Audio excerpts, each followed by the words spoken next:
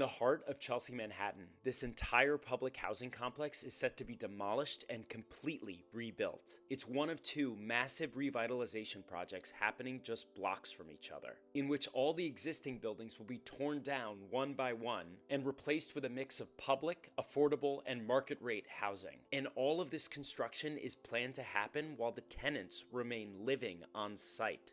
Nycha, New York City's largest landlord, is going broke. They manage 177,000 apartments in 2,400 buildings across the city, housing over 500,000 New Yorkers. But most of the buildings that they manage are 60 to 80 years old and completely falling apart. Rents are capped at 30% of a tenant's income, which isn't nearly enough to cover the expenses and ongoing maintenance of these buildings, meaning that money needed for critical repairs like these comes from an unreliable patchwork of funding from the city, state, and federal government. As a result, there is a massive repair backlog at these buildings, currently estimated at $80 billion citywide. All in, today's status quo is simply not sustainable. And as a result, Nycha is trying something brand new, partnering with private developers to rebuild entire housing complexes in phases, in which they'll relocate tenants from one building to another, demolish the empty building, and rebuild a much larger building in its place that would be large enough to accommodate the residents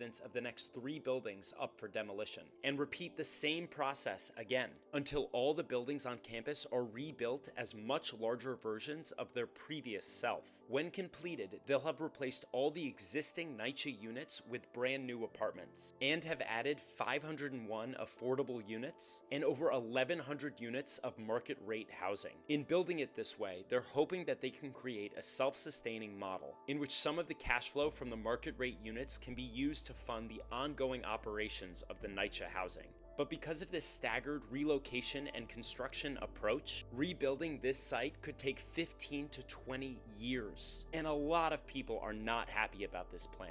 Existing residents do not like the idea of privatizing public housing, and neighbors are dreading what will feel like endless construction. But for a system that is this broken and in this level of disrepair, this plan might just be the only viable path forward.